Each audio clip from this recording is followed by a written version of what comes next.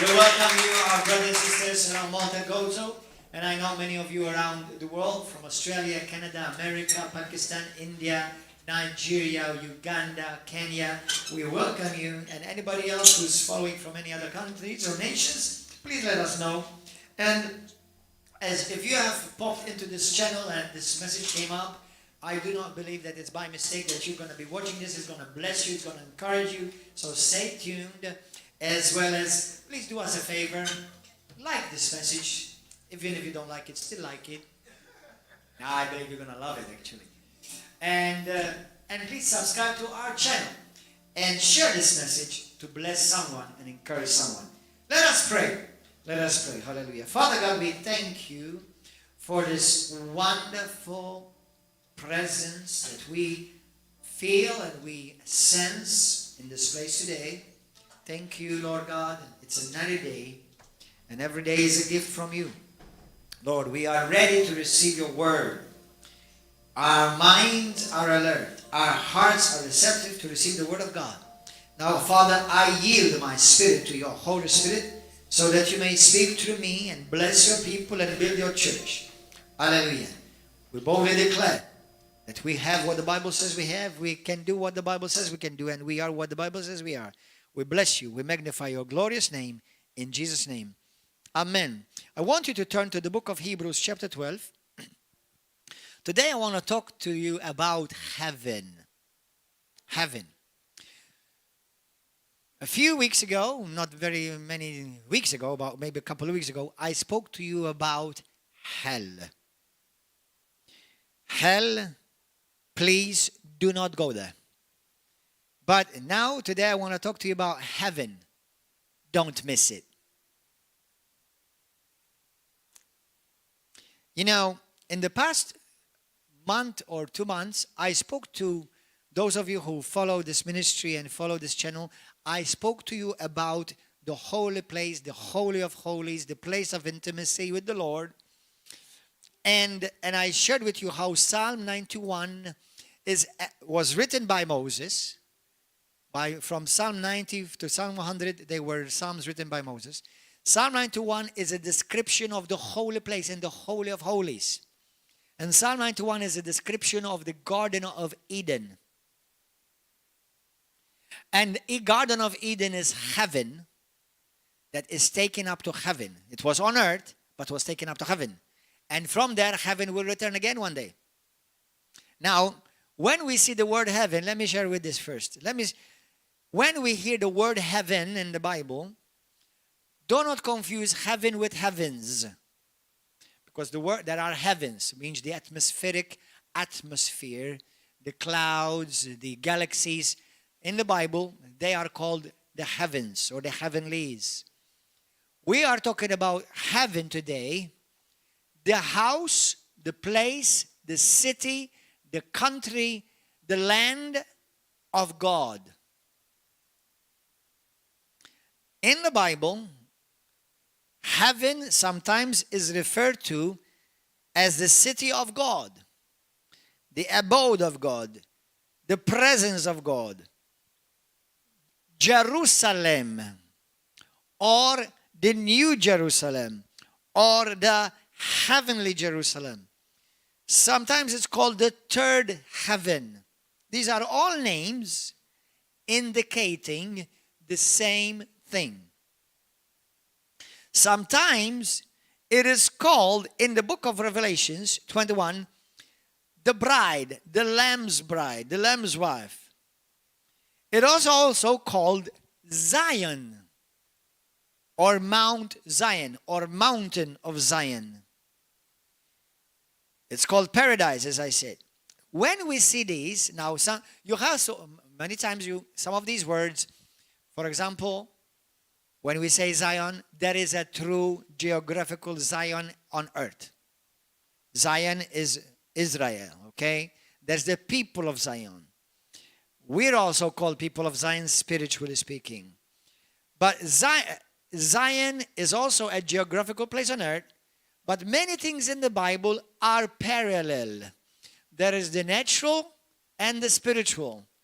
So there's the spiritual Zion, heaven, and there is the natural Zion on earth. It's a geographical place on the map. There is Jerusalem. I've been to Jerusalem twice. But I've never been to the heavenly Jerusalem. Now, in the Bible, especially in the book of Psalms, sometimes when we read the word Jerusalem, according to the context, sometimes it is written Yerushalim, not Jerusalem, Yerushalim, because there are places in the book of Psalms where God is speaking about heaven and earth joining and one. Talking about both Jerusalems, if it can be said that way. But today I want to talk to you about heaven, the place that you were destined to go. Heaven, the place where God right now is sitting on the throne. Now we know that God is omnipresent and even He is here right now, in the sense His Spirit. Because God's Spirit is omnipresent, omnipotent, and omniscient. All-powerful, all-knowing, everywhere at the same time. However, His person, the Godhead, the Father,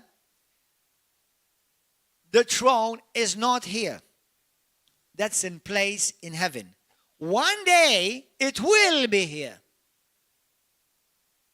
One day, that heaven that we're going to, when we undress this tent, one day you're going to come back here.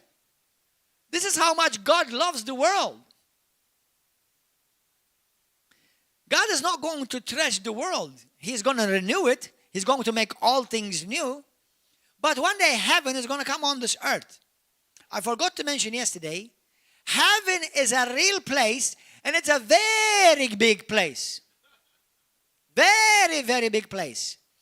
According to the book of Revelations, heaven is a city. It's huge. Now, because the things of the Spirit cannot always be easily explained, heaven is a realm. Everybody say that. Heaven is a realm. Heaven is real. Heaven is tangible. Hallelujah.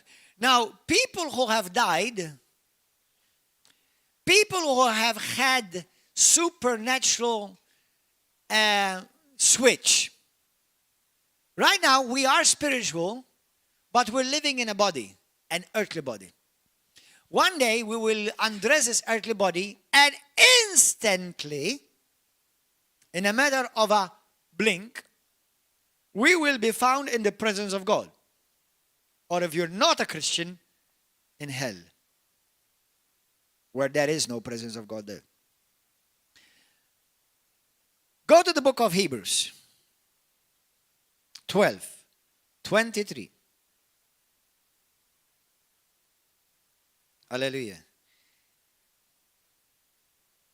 When Adam and Eve were on earth, they were in paradise. Now, once I did a teaching on this, you can watch it on our YouTube, especially in Maltese.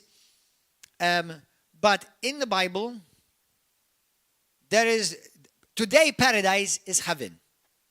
But there was a time when paradise was not in heaven. It was in the center of the earth. I want to remind you, in the book of Luke, talks about the rich man and Lazarus. Both died. One went to a place of torment, and one was a place of bliss, or joyful bliss, or of comfort, but it was not heaven. It used to be called Abraham's bosom. And this is how I picture it. How many of you have been to a good restaurant and it's packed with people, and they tell you, please wait in the entry hall or in the foyer until we can seat you. And while you're there in that foyer, they give you peanuts. They give you, some water. But you did not go to that wonderful restaurant for peanuts and a bit of water. You knew there was better. Amen? But you were not outside. You were satisfying a bit of your appetite, So, but that was not the restaurant. You didn't go to the restaurant for the peanuts. Okay? So, Abraham's bosom was like that foyer. Until heaven will become a place where you can occupy. You see, until Jesus came, nobody could be in heaven. No human being has ever entered heaven. Because heaven, you have to be made perfect to enter heaven. And since creation, there has never been anyone perfect until the new creation.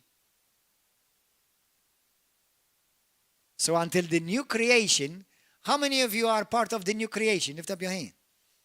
If you're born again, if you have Jesus Christ, your Lord and your Savior, if you have asked Jesus to come into your heart, to rule and to dominate your life and be your Savior, your King and your Lord, if you've been baptized in water, not baptism by itself won't save you, but if you've been baptized in water and you've had Jesus Christ in your life, hallelujah, and follow Jesus, you are a new creation.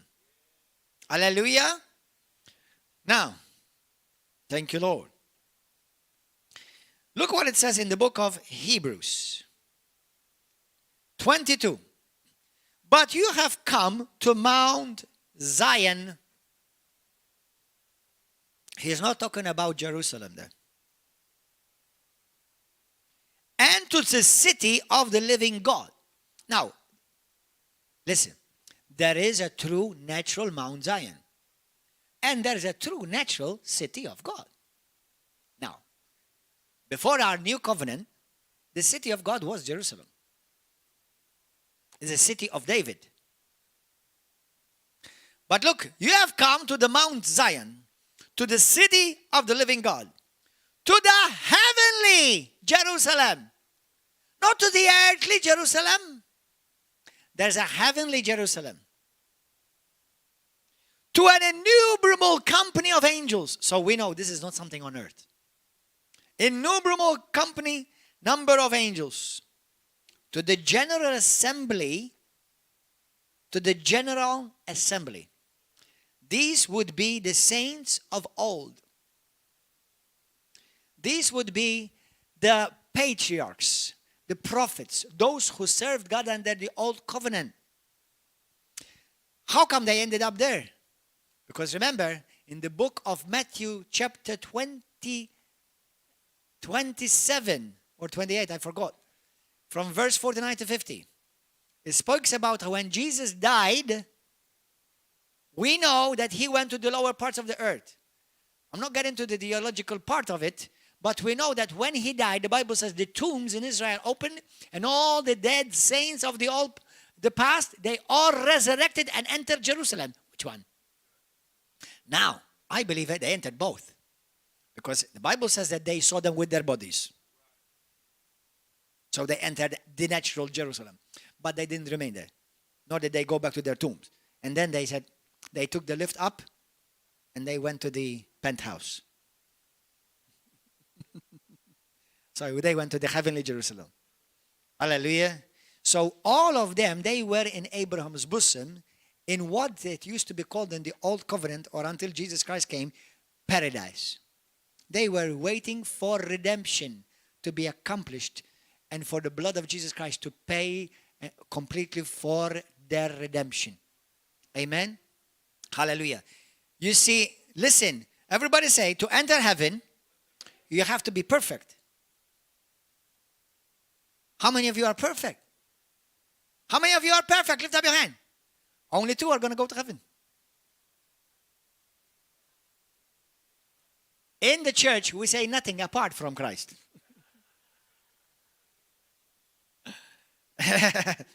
How many of you are perfect? I know your wife told you this morning, shame on you, you're not perfect. Basta you say you are Christian. No, listen. She was looking only at the flesh. Amen. Listen to what they came, what he's saying here. So you came to the General Assembly, the church of the firstborn. Now this has a double meaning. This has a double meaning. I once preached about it. The firstborn is Christ. But we're also the firstborn. Why? The Bible says, does the Bible say that we have been raised after Christ? The Bible says we have been raised up together with Christ. Let me tell you something. In the kingdom of God, nobody's second. Everybody's first. Hallelujah. You're all first. We are the church of the firstborn. The firstborn being Jesus, the one who was raised from the dead. But he was not raised alone. We were raised up with him. Hallelujah. Praise God. Then, who else? The firstborn, those who are registered in heaven. Have you got your registration? Have you paid up for your registration? Did you renew your registration? Yes, my registration is paid in full. Hallelujah. Amen. What does the Bible say? In the book of Luke, chapter 10, 20. Jesus says from verse 1 and 2. Bible says, then he sent 72 of disciples, not apostles, and he sent them 2 by 2 to preach the gospel, heal the sick, cast out demons.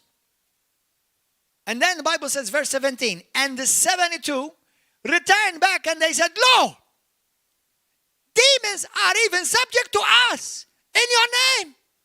Smoking. That's Gordon's version. Amen. And what happened? So, and what did he say after that? In verse 20. Then Jesus says in verse 18, he said, I saw Satan fall from heaven like lightning. And then he said to them, but I say to you, do not rejoice in this. This is what you should be rejoicing in. That your names are written in heaven. I took care of your registration. Hallelujah. Hallelujah. Praise Jesus. Praise God. Those of you who are watching, you need to get your registration for the Holy Spirit conference coming up in May. Hallelujah. But as far as heaven, your registration is already taken care of. Glory to God. Hallelujah. Praise God. Thank you, Lord. Amen. So, their names are written and registered in heaven. We have come to God, the judge of all. Now listen to the spirits of just men. Women are not just yet. Only men. No, I'm just joking. Listen. To spirits of just men made perfect. Now, how do you read this? Well, we're just men. No. No. Means that these men have been made righteous. People who have been made righteous. And because they're made righteous, you've been made perfect. So in heaven, only perfect spirits can enter. I want to remind you, in 2 Thessalonians 5:23, what does it say? It says, may God of our Father, Lord Jesus Christ, may he sanctify you entirely and present you perfect in spirit, in soul, and in body. Anyway, we did a whole teaching on that. Go and watch it. It's powerful on YouTube. Hallelujah. So your spirit has been made perfect. Now our soul is being perfected. James 1:19. Receive the engrafted word of God. Okay. By which, as you meditate upon it and act upon it, it's going to perfect your soul. And one day, Philippians chapter 3:19-20, God is going to perfect your body too. Amen. He's going to. So listen, God wastes nothing. Amen. Hallelujah. God wastes nothing. Praise God. So I know some of you may wondering, well, Pastor, since I'm going to be perfect in heaven, now I'm going to pig out and I'm going to eat everything I see. No, listen. No, don't do that. Hallelujah. Because you may end up in heaven earlier.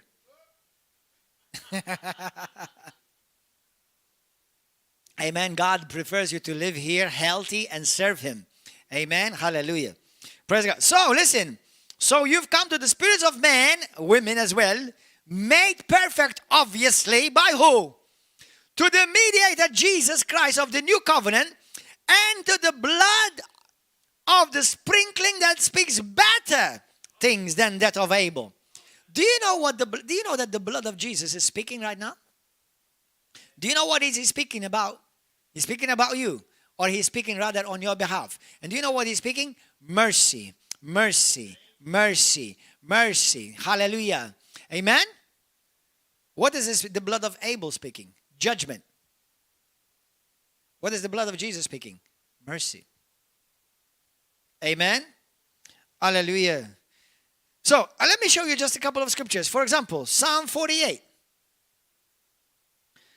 Are you enjoying this? I'm taking you to a trip in heaven. So, after you leave church today, you say, man, what a trip. We are going to be tripping today. Hallelujah. And you're going to all go and you're going to get high today. Hallelujah. High in the spirit. In Jesus, Holy Ghost high. Now, the glory of God in Zion. Look, great is the Lord, verse 1. And greatly to be praised. In the city of our God, in His holy mountain. So heaven is called also a mountain. As a matter of fact, in the book of Revelations, John, the Bible says, and the Spirit of God took me to the city of God on a mountain. How big is this mountain? By measurements, by men measurements, it is the size approximately of all Europe, if not bigger. It is the size, when grab the Europe, Italy, England, France, okay? It's huge, okay? It's huge. Hallelujah. So there are going to be millions of people. But Pastor, what about, will they all fit? Oh, we're going to fit. We're going to fit good. Hallelujah. Hallelujah. Plus, it is a living entity. Do you know in heaven there's nothing dead? Everything in heaven is alive. Everything in heaven is alive. I'm going to tell you in a moment. So go to the book of Revelations 14. Revelations 14. Look, verse 1. Then I looked, and behold, a lamb standing on Mount Zion. Where was he standing? On a mountain. And with him 144,000 having his father's name written on their forehead. And I heard a voice from heaven, like the voice of many waters, like the voice of a loud thunder, and heard the sound of harpists playing their harp. They sang, as it were, a new song before the throne, before the four living creatures and the elders, and no one could learn that song except the 144,000 who were redeemed from the earth. Now, these are, it's another thing, but what we're talking about here is Zion, heaven is a mountain. You can see it other scriptures, for example, Psalm 2, verse 6, 9, 11, 14, 7, 20, verse 2, Psalm 48, verse 1 and 2, Psalm 50, verse 2, Isaiah 2, verse 3, Isaiah 8, verse 18. There are many, many times in the Bible, talks about heaven as Mount Zion. Mount Zion. Jerusalem. Jerusalem. That is where the throne of God is. The throne. Listen to this. Listen to this. Everybody say this first with me. I am a spirit. I have a soul. And I live in a body. Now when is your spirit going to be perfect? Now, the moment you are born again, you are made perfect. Listen to this. There are people on earth who have access to the throne of God. They're called Christians. Hebrews 4:14. Go and see. I want you to see this. Hebrews 4.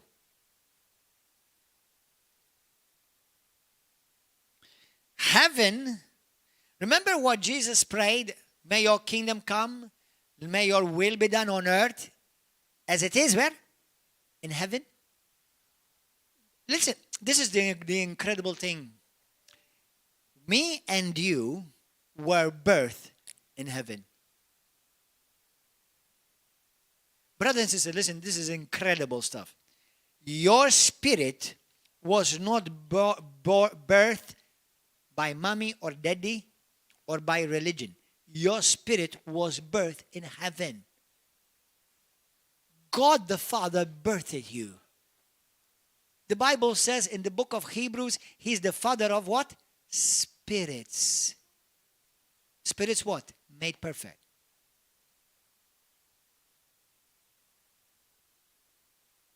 Listen, for all of you who are watching on YouTube, your destiny is heaven. One day I was on an airplane. I used to travel a lot by airplane all over the world. And one day I wanted to put a joke and I use it as an evangelistic tool. As I got up, they had the hostess, they used to ask you, I don't know if they ask it again because I haven't flown over 2 years now with a plane, but I've flown in the spirit. And one day this air hostess said to me, what's your final destination? And I said, heaven. She said, what?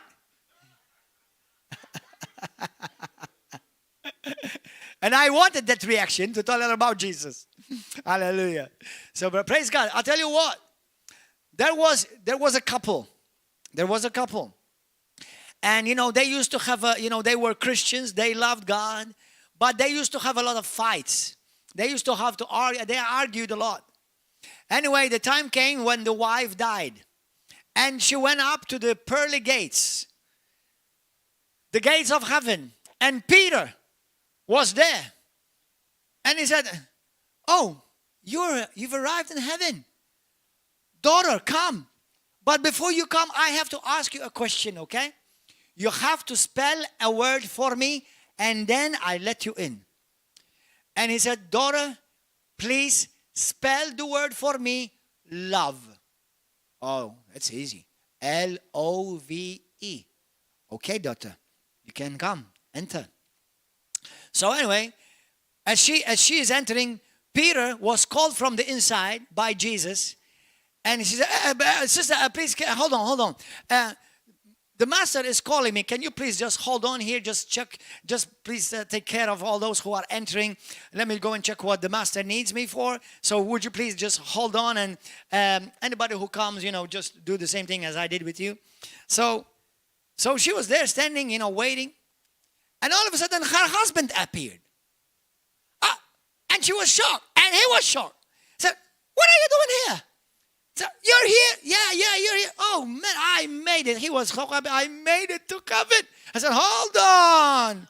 Not yet. You still have to spell a word. I said, what? You have to spell a word. Okay. You need to first spell this word for me before you enter heaven. Spell Czechoslovakia.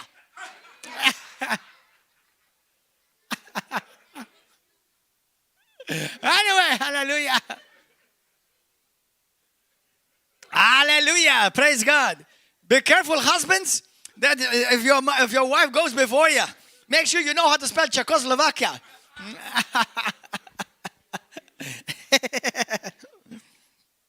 Hallelujah. Praise God. But look at this. Hebrews 4. Let's go directly to the verse 16. Let us therefore come boldly to the throne of grace. Hold on. Which throne is he talking about? This is the throne in heaven. So we can go to the throne now. That we may obtain mercy and find grace to help in time of need. Brothers and sisters, how many of you, without exaggeration, how many of you have felt the presence of God? How many of you have had a very strong impression as if you're in a throne room? Have you ever had an impression? A strong impression like you're right in the throne room of the Father? Anybody? Listen, that may not be your imagination. That may very well be a genuine experience. Because the Bible says we can go to the throne. How many of you have seen angels or experienced angels? I know people, I know Christians who have actually been caught up to heaven. Do you know there are Christians who have been caught up to heaven? There are Christians who have seen heaven. Okay? Some have even seen hell. I don't know of any Christians who have seen purgatory. The only Catholics see that one. We'll only see heaven by the grace of God. Hallelujah. Amen. So listen, heaven is a real place. And since it's a real place, it can be truly accessed. Now, your spirit, your name is already there. As a matter of fact, right now, they're talking about me. How do I know that? Because Jesus says, every time you testify about me, I will be talking about my Father, about you with my Father. So right now, Jesus is talking with my Father about me. That's right. Amen. Isn't that what the Bible says? Hallelujah. So don't talk right now. Let me talk about me only. Hallelujah. Praise God. So the throne of God, the throne of grace, is in the center. There are many who have been there in prayer, in intimacy. That's why you and I are called to have an intimate relationship with the Father. Amen. Bible says, Jesus says in John 4:24, God is spirit. And those who worship me, those who worship the Father, they worship him in spirit and in truth. That's why being religious does not get you to heaven. You have to have an intimate relationship with the Father. In the book of John chapter 3 from verse 3 through 8, Jesus said to Nicodemus, a religious person, unless you're born again, you cannot see. See, everybody say see, the kingdom of God. So we can see it then. And then he says, unless you're born again, you cannot enter. So you can enter. Now we know that I cannot just enter now in a sense like I'm going to go and have a cup of tea with the Father in heaven right now. I cannot do that. But in the Spirit and in prayer, we access that. Hallelujah. Listen, I'm not going to preach about this, but I'll give you one thought. And this will get you to encourage you to pray. When we pray, do you know what we're doing, Christians? That's why Jesus says you don't beg. When we pray, we're going to the Father, access heaven, access his will, so that we release it on earth. That's prayer. Prayer is not like begging, crying, and trying to twist God's arms. That's not prayer. Prayer is go to heaven, enter the throne of grace by the blood of Christ, and the Father says, here, what do you need, son? And then what I got, you release it on earth. Listen, everything we see came from what we don't see. Faith, what the Bible says, what we see has been created or has come out from what?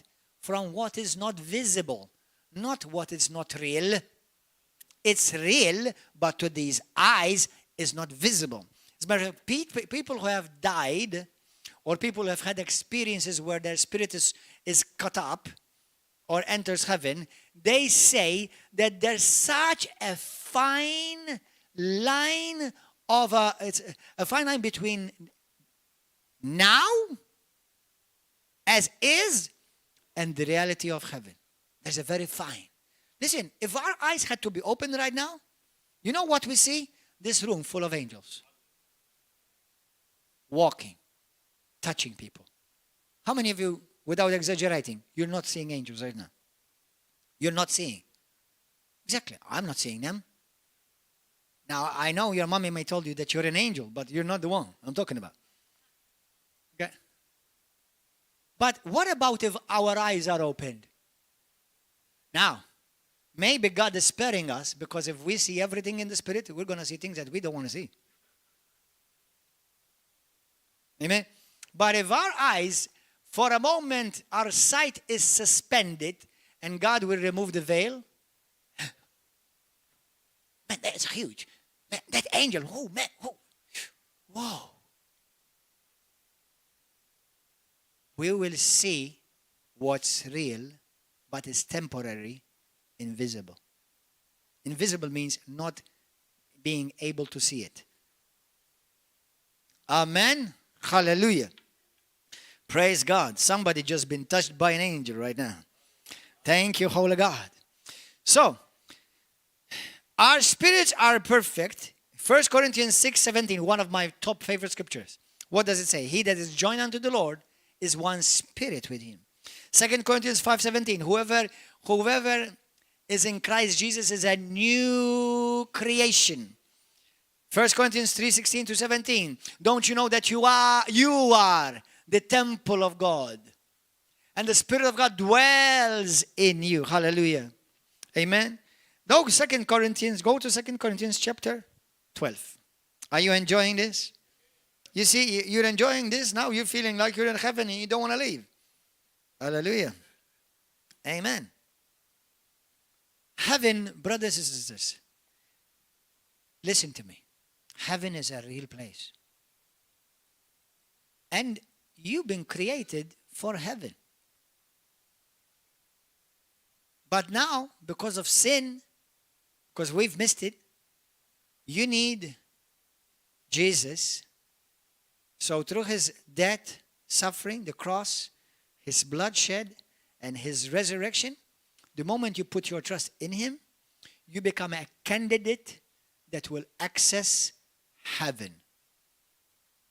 We are all destined to heaven. Through Christ, always, obviously.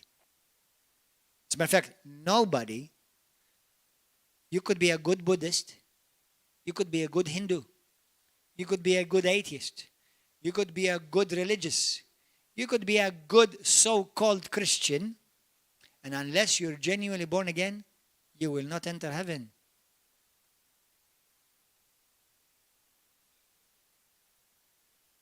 Make sure that you've got your registration. Don't say, well, I'm sure I'm going to go to heaven. I'm a good person. Out of 10. Be careful. Hallelujah. So, verse 1. Paul speaking. It is doubtless not profitable for me to boast. I will come to visions and revelations of the Lord. I know a man in Christ who 14 years ago, whether in the body I do not know or whether out of the body I do not know, God knows such a one is caught up into the third heaven. So that's another name, third heaven. And I know such a man, whether in the body or out of the body, I do not know, God knows. What Paul is saying is this. All theologians agree. As a matter of fact, some versions even say, I went. Paul says, I know I went. Because Paul is talking about him, the Spirit. When I say I, which part of I am I referring to? So when I say, I know a man. Yes, I know a man in Christ, and I could be talking about myself. Theologians all agree that this is talking about himself, Paul. Paul went to heaven. In 1 Corinthians chapter 2, he says, I saw things no eyes have ever seen. I've heard things no ears have ever heard. Now today we have advanced with technology, and some people who have been to heaven and saw heaven have tried to describe what they saw. And I know such a man, whether in the body or out of the body, I do not know. This is what he's saying. Brothers, it is so real. It was so real. I can't tell. I can't tell if, was it a dream, a vision, or was I really there? It's so real, I can't tell. As a matter of fact, people who have been to heaven, they say heaven is more real than here.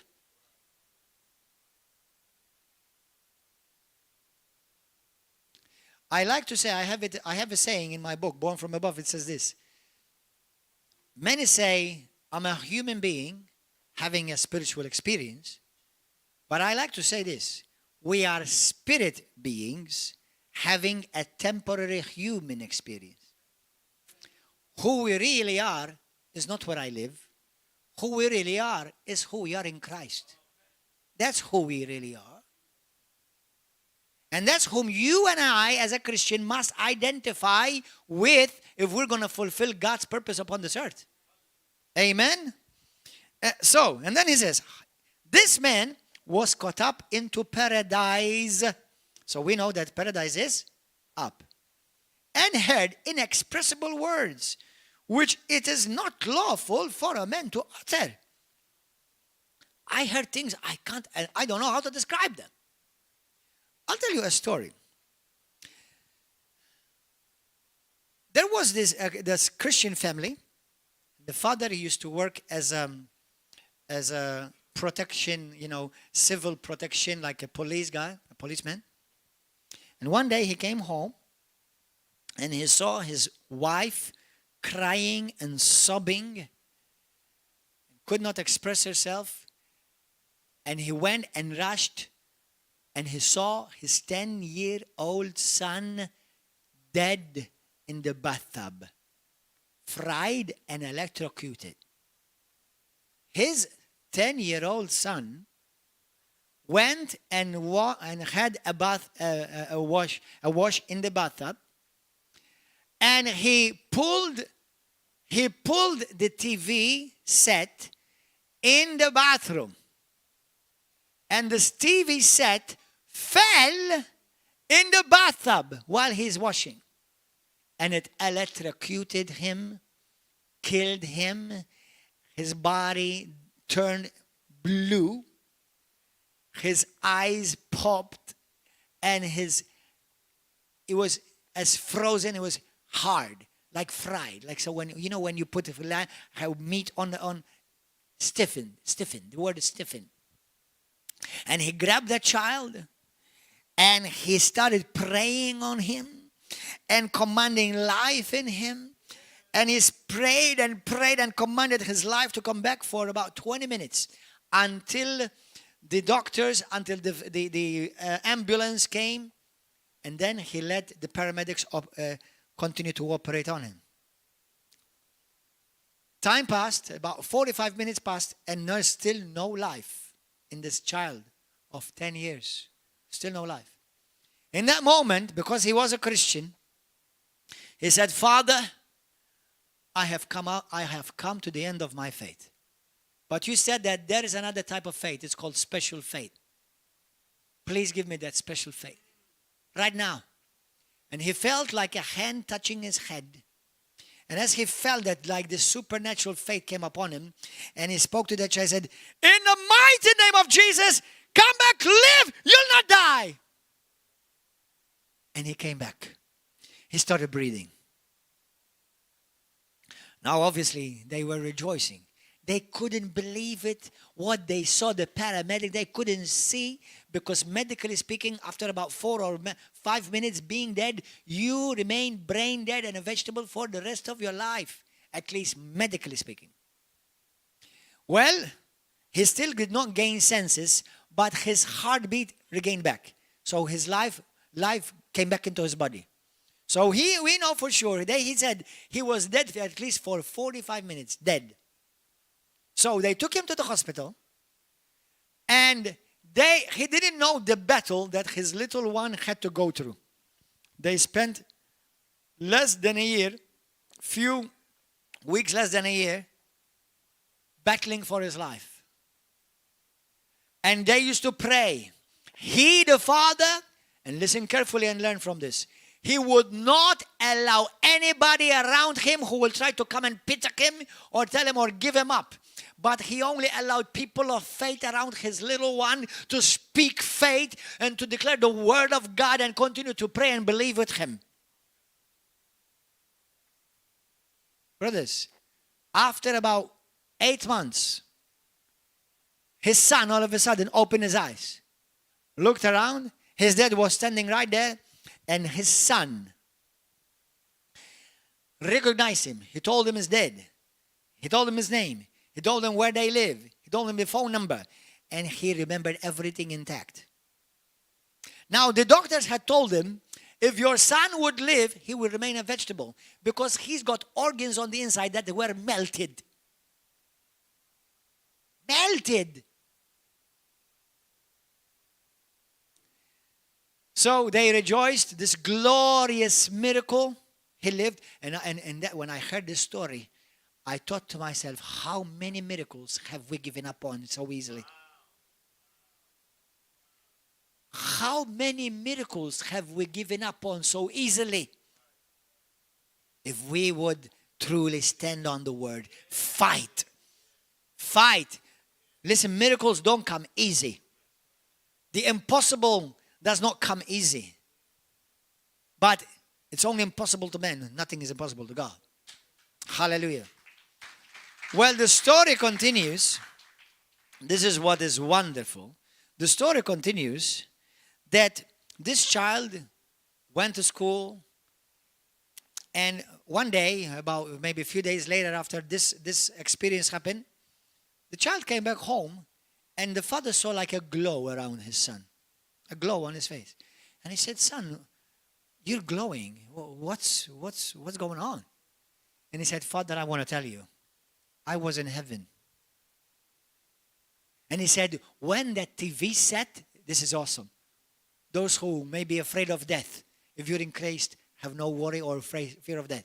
He said, when that TV set fell in the bathtub, he said, instantly a mighty angel grabbed my hand and snatched me out of my body. He said, and we traveled so fast, the speed of light.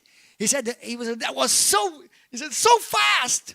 He said, and all of a sudden, me and the angel, we found ourselves on walking on a street fully, the material was gold, Daddy.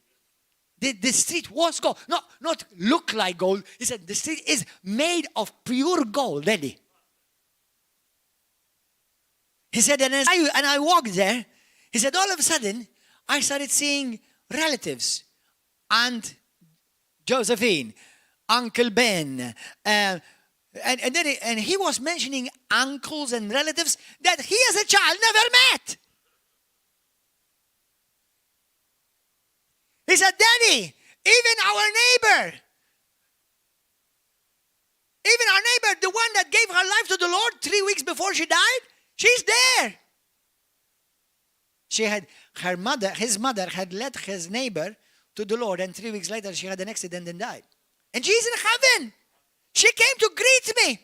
She said, Daddy, all our family members came to greet me. Many of them, I don't know them. I just met them in heaven.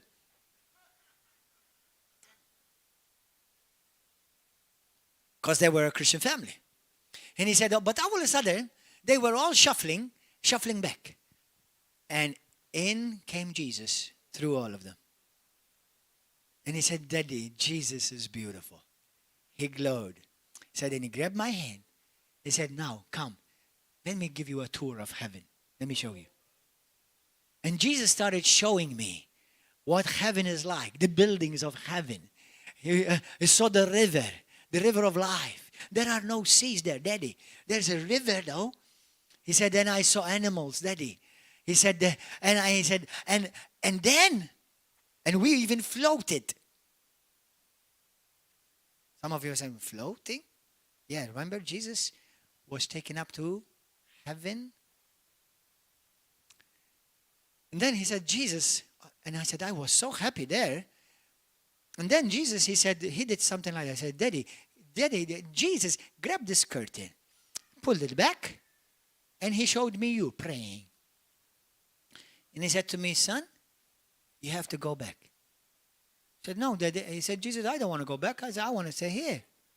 He said, no, son, I can't let you stay here because I've given your daddy authority in my name that when he prays, he will have what he says and what he asks for. So I have to send you because your daddy is praying with authority for you to come back. So go, son. Go and fulfill your call. Go and serve me. I've called you to be an evangelist. So he went back. And today this man is grown up, graduated from school, from university, and he is a traveling evangelist all over the world. Brothers and sisters, all your loved ones in Christ are going to be there. Something very interesting that this child said. He said, Daddy, In heaven, I was not a child. I was about the age of 30. Colton, the child called Colton, there's a movie, it's called Heaven is for Real. He said that he saw his sister there, whom he didn't know. And when he came back, he told his mommy, daddy, he said, Mommy, I have a sister, right? She is very huggable. She likes to hug a lot. And she said to him, Son, how do you know? She told me that I am your sister and that I died in our mommy's belly. So, heaven is a real place. There are real people in heaven. In heaven, all your experiences, your feelings, your senses are multiplied hundreds of times over. If you think that we can have fun on earth, wait until heaven. Man, fun there is glorious.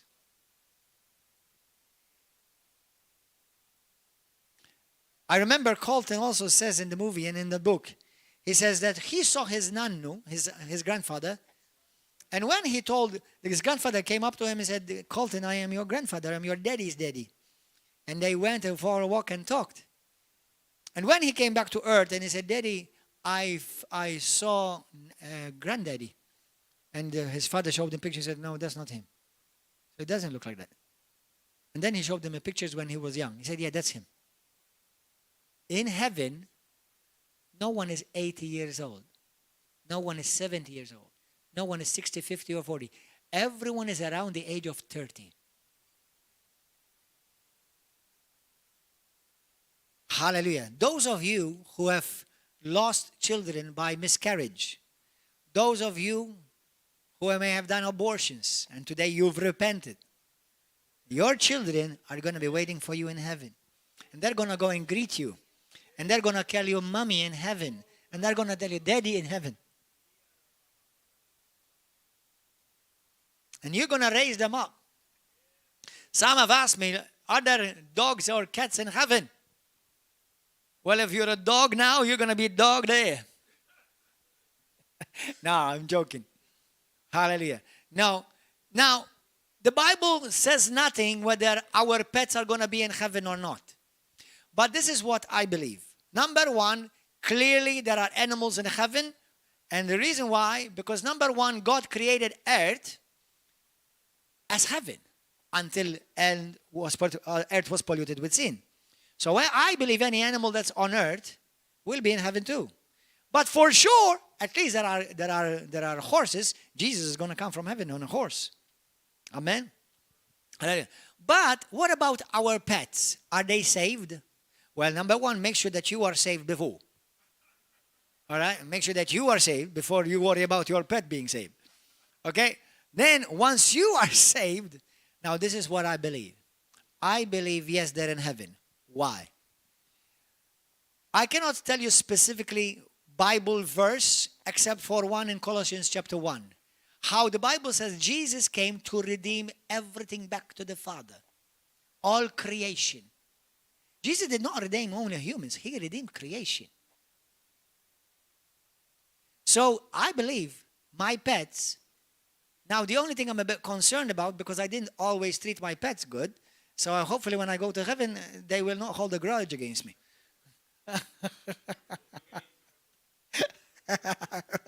When I used to be a kid, man, poor doggy, poor brownie, I had a brownie, I used to kick him. Well, not because I was cruel, it's because maybe, I don't know, maybe he did poop inside and I pooped him. So anyway, but heaven is a real place. There are going to be real people there. There are going to be trees, animals, water, river, fruit, streets of gold, the smell. Oh man, heaven. People who have been to heaven said, what smell there is incredible. Number one, everything smells really nice. And the smell is glorious. He's like, for example, this kid who died in the story I told you about. He said, as we were walking on the grass. He says, as we're walking in the flowers and the trees, wherever we walk, the flowers and the grass would bow to Jesus. As soon as he walks, they would bow. Everybody would bow to Jesus. And if you step on a flower, nothing, it won't hurt it. Won't hurt it. He said, many people who have been to heaven, and there are buildings in heaven, the building material is alive. You know how this is an inanimate object? It's dead. This wood is dead. The carpet is dead. There is nothing dead in heaven. Everything is living. Remember the Bible says in the book of Acts chapter 17, 24, 25, it says, for in him we live, in him we live, in him we move, and in him we have our being. There is no death, no sign of death in heaven, nothing, zero. There's nothing inanimate in heaven. Everything is alive. Buildings are actually alive. If you touch a wall in heaven, it's alive. Everything is alive in heaven. Hallelujah. Glory to God. Hallelujah. In the book of Revelations 21 verse 4, there will be no more death there.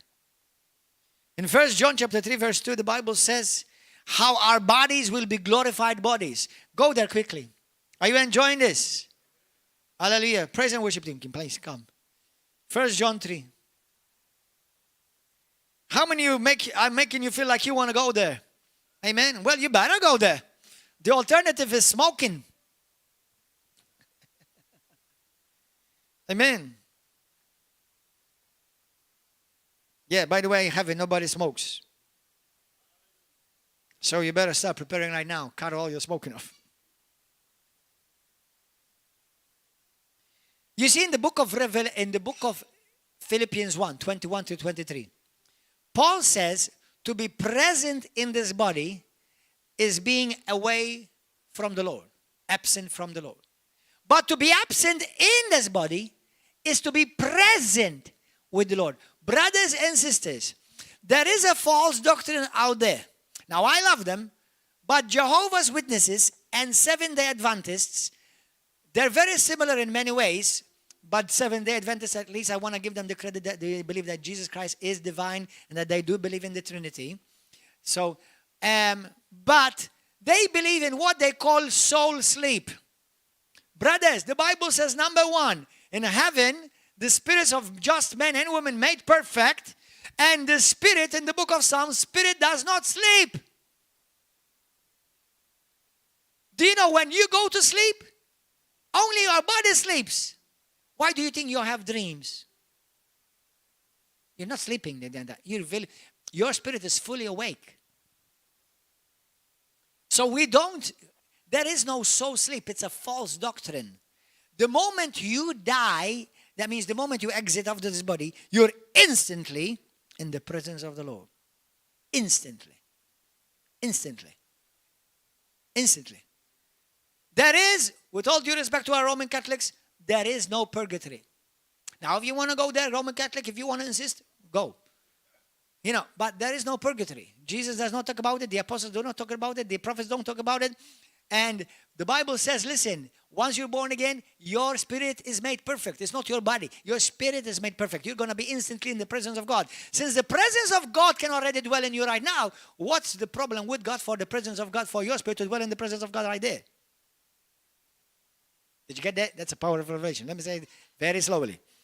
If your spirit has already been made perfect and God is comfortably can stand in your presence, in your body, his spirit is holy, right? He can dwell in your presence, in your spirit's presence, because your spirit is made holy. Then why would God separate you once your spirit leaves his body? Your spirit then goes in his presence there, because vice versa is his presence is in your presence here. So there is no separation in the realm of the spirit. 1 Corinthians 6:17. He that is joined unto the Lord is one spirit with God. And what God has put together, no man shall put asunder. Hallelujah. Amen. Thank you, Jesus. 1 John chapter 3. Praise God. 1 John chapter 3. Listen. In heaven, our bodies are glorified. What? Verse 1, look at this. Behold, what manner of love thy Father has bestowed upon us, that we should be called now. Not going to be now. Children of God. Therefore, the world does not know us, because it did not know him. Beloved, now we are children of God. And it has not yet been revealed what we shall be. But we know that when he is revealed, Jesus, we shall be like him. For we shall see him as he is. Jesus is going to come. He's going to come in the clouds. And we're going to say, oh, he's got hands like mine. Oh, whoa, legs like that. Oh, he's not some blob. It's not like big light bulb shining. No, he's going to appear exactly like us. When he appears, he's going to be exactly like us. And we're going to be exactly like him. Hallelujah. 1 John 4:17, it says, for as he is in heaven, so are we in this life. Now you either believe it or you don't. Only people who are saved enter heaven. Our body will one day be saved. 2 Corinthians 5:1-8. It says there will be a time where we will remove this tent, but we will be instantly in the presence of God. Hallelujah. In the book of John chapter 20 verse 14-15, remind you when Martha went to the tomb and she was looking for Jesus. And she said, and she saw a man. And she thought what? He was what? He was the gardener. When Martha saw him, she looked at him and said, sir, if you have taken the body of my Lord, can you please tell me where you put it? Listen, Martha looked at Jesus and she did not recognize him. But in the meantime, he appeared so as we are. It's like, obviously a few hours before, she saw him butchered. So now she's seeing him perfect. No zit, no scars, no scratches. You know, those of you who have nose bent, ears out and stuff, all of this is going to be put all in order. Hallelujah. The only thing I'm a bit concerned is for those who have a shiny head. Since you're going to have full head in heaven, I may not recognize you. I don't know.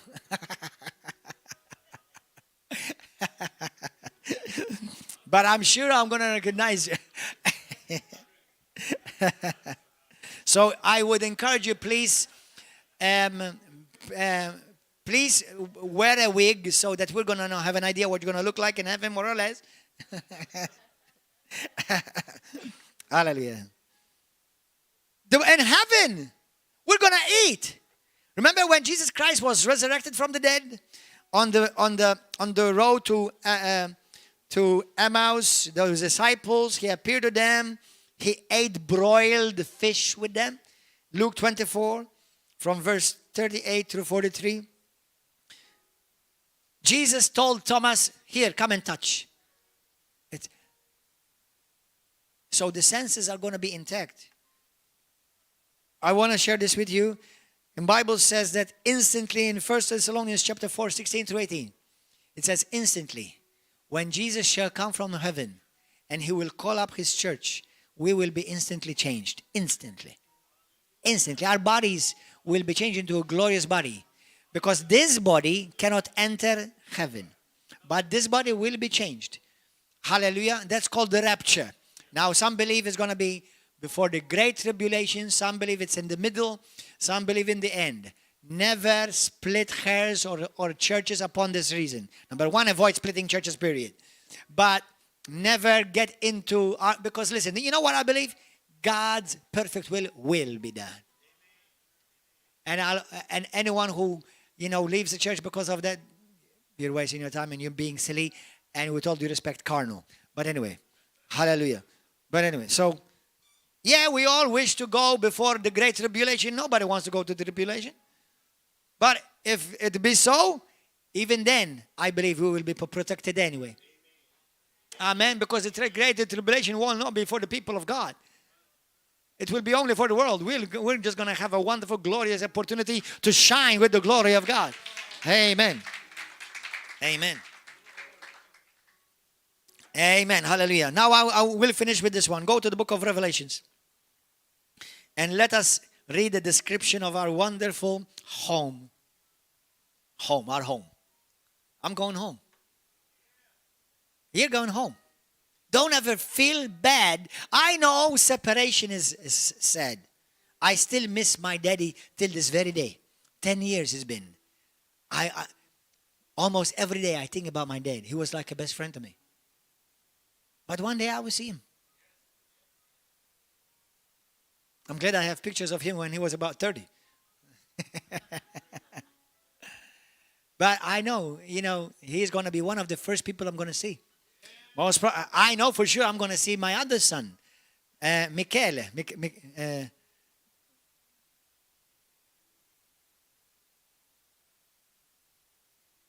Emanuele, I didn't know. Emanuele. He has died in my wife's belly. Around 3 months pregnant. I know he's going to be there waiting for me. Hallelujah. So, brothers and sisters, we're going home. Don't miss people who went to heaven. God is so good. I mean, that's an understatement. But God is so good. Revelations 22. Bless your holy name, Jesus. Thank you for, do you know what? All of this is His love. This is His love. Jesus said, I'm going to go to the Father and I'm going to come back for you. And I'm going to go and prepare a place for you. Man, Jesus is an incredible architect. He's a great, what do you call him, Masudasha? Carpenter. He is still big. Do you know that now this is the amazing thing. Jesus himself is building your house. No, not the angels. Jesus is building your house, your mansion. A sister of mine said to me one day, not a long time ago, about 2 months ago, she said to me, the Lord, she had a vision, a prophetic dream, and she saw a kitchen being made, being in construction. It was with gold. Obviously, I'm not going to be cooking. Servants, angels are cooking. I'm just going to be enjoying the food. Or else I'll tell Elvis to cook for me. Hallelujah. But she said to me, I saw a vision, and I saw a kitchen. It had gold with touches of blue. And she said to him, Lord, what is that? The Lord said to her, that is the kitchen that's being prepared, the house is being prepared for Gordon. Now, I like gold, I like blue. Now, actually, my most favorite color, my most is aquamarine. Because yesterday I said blue. It's between green and blue. Aquamarine, I love that gold. I love that. But obviously, that doesn't mean I don't like other colors. I like turquoise, for example. I love green. I love orange. I mean, listen, I'm a very colorful pastor. I'm a colorful pastor. One of the things why I did not become a Catholic priest is because they wear only black. I don't like only black. If they start wearing nice colors, I may think about it. Hallelujah. Praise God. God bless you, brothers. Hallelujah. So, to be honest, I have no idea why they do that, but irrelevant. 22. Verse 1. Now I saw a new heaven and a new earth. For the first heaven and the first earth have passed away. Also there was no more sea. Then I, John, saw the holy city, New Jerusalem, coming down out of heaven from God, prepared as a bride adorned for her husband. And I heard a loud voice from heaven saying, behold, the tabernacle of God is with men, and he will dwell with them, and they shall be his people. God himself will be with them and be their God. and God will wipe away every tear from their eyes. There shall be no more death, nor sorrow, nor crying. There shall be no more pain, for the former things have passed away. Then he who sat on the throne said, Behold, I make all things new. And he said to me, Write, for these words are true and faithful. And he said to me, It is done. I am the Alpha and the Omega, the beginning and the end. I will give of the fountain of the water of life freely to him who thirsts. He who overcomes shall inherit all things, and I will be his God, and he shall be my son. Let me jump the part of hell, so we'll remain in heaven. Verse 9. Then one of the 7 angels who had the 7 bowls filled with 7, let me jump that too. Now, it says then, Come, I will show you the bride, the Lamb's wife. Verse 10. And he carried me away in the spirit to a great and high mountain. So it's a city. It is a mountain. And showed me the great city of the holy Jerusalem, descending out of heaven from God, having the glory of God. Her light was like a most precious stone, like a jasper stone, clear as crystal. Also, she had a great and high wall with 12 gates and 12 angels at the gates, and names written on them, which are the names of the 12 tribes of the children of Israel. 3 gates on the east, on the north, on the south, and on the west. Now the wall of the city had 12 foundations, and on them were the names of the 12 apostles of the Lamb. And he who talked with me had a gold reed to measure the city, its gates and its walls. The city is laid out of it as a square. Its length is as great as its breadth. It's about the size of all Europe. And he measured the city with the reed, 12,000 furlongs. Its length, breadth, and height are equal. Then he measured its wall, and it tells you the whole measurements. The construction of the wall was of jasper, and the city was pure gold like clear glass. The foundations of the wall of the city were adorned with all kinds of precious stones. The first foundation was jasper, the second sapphire, third chalcedony, emerald, 5th sardonyx, 6 sardius, 7 chrysolite, 8 beryl, 9 topaz, 10 chrysoprase, 11 jacinth, and 12 amethyst. The 12 gates were 12 pearls. Each individual gate was 1 pearl. Can you imagine a gate, 1 huge pearl? And the streets of gold was pure gold. The streets, pure gold.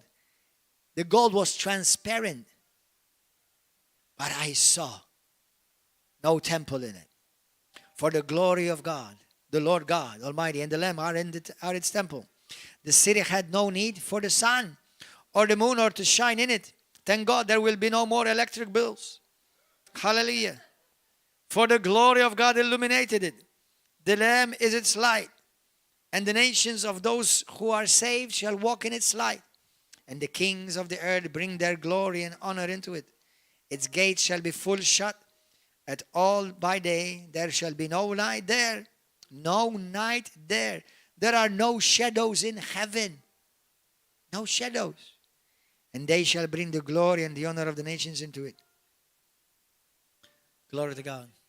Let me finish the last one at the end of the chapter 22. He who testifies, verse 20, to these things says, Surely I'm coming quickly. I'm coming to take you to heaven. We're going to have a great feast. We're going to have a great marriage supper of the Lamb. And we say, even so, come Lord Jesus. The grace of the Lord Jesus Christ be with you all. Amen. Hallelujah. How are you going to go to heaven? You must be saved. You must be born again. You must have had your sins washed away. You must have put your trust completely in the only one Savior, Jesus Christ. If you're hearing this message today, I invite you. Register today. Make sure you got your registration done. Register and make sure your name is written in the Lamb's Book of Life. Let's all stand. If you're here today, anybody today say to me, Pastor, I want to give my life to Jesus. I want to be saved. I want to be born again. I want to make sure that my name is written in the Lamb's Book of Life. Lift up your hand. Anybody? Anybody here today want to give your life to Jesus Christ for the first time? Lift up your hand. Anybody? Hallelujah. Anybody else? Anybody else? Anyone else? Thank you, Lord. Thank you, Lord. If you want to give your life to Jesus, don't miss heaven. You were created for this. Don't go to hell. Make sure you go to heaven. And you can start experiencing heaven by now, and that is called eternal life. Eternal life is in heaven, but eternal life also starts here. 1 John 5:11-13. These things I have written to you, so that you may know that whoever has the Son has eternal life. But whoever does not have the Son of God does not have life, nor will ever he see life. Whoever he see life. Do you want to see life, eternal life, heaven, paradise, the third heaven, the city, the holy city, Jerusalem, the Mount of Zion, be with God, the angels, and all your relatives who may already be there? Would you please make Jesus your Lord and Savior? Put your trust upon Him to save you. No longer in your good works, on your religion. Let Him trust. Put your trust in Him to save you. The Bible says, for there's no other name given amongst men under heaven by which we must be saved. That name is Jesus. Acts 4:12. Say this prayer with me. Those of you who want to be sure that you are saved, born again, your sins forgiven. Say this prayer with me right now. Say, Father, I thank you for your Son, Jesus. I believe that Jesus is the Son of the living God.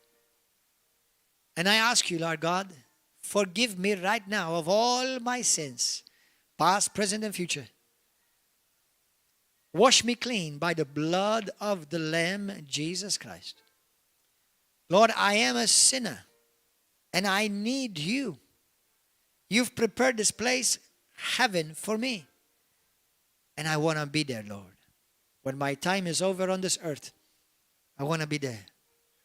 And you promised that I can be there, because you loved us so much that you gave your only begotten Son, Jesus, that if I would believe in Him and put my trust in Him, I will not perish. I will not go to hell, but I will have everlasting life. Jesus, be my Lord, be my Savior, and come into my life and take over my spirit, my soul, and my body. Today, Lord, I say no to sin. I say no to Satan. And I ask you from now on to help me to be the person that you've called me to be.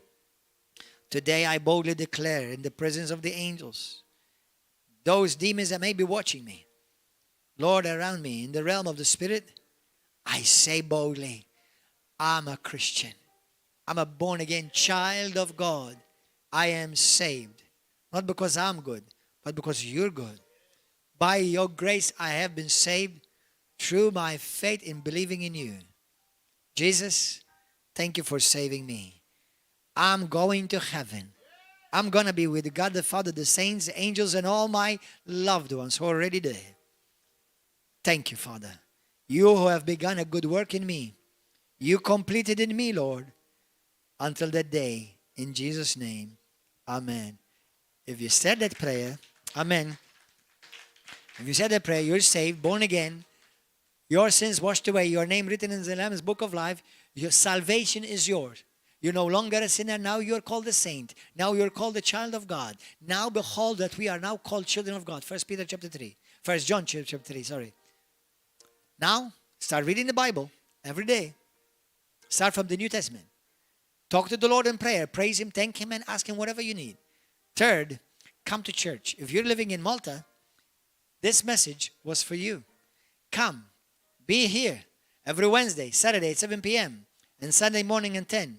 If you're in another nation, anywhere in the world, write to us. Send us a private message, and we'll help you find a good Bible teaching, Holy Spirit-filled church where you can continue to grow in the Lord and fulfill your purpose upon this earth.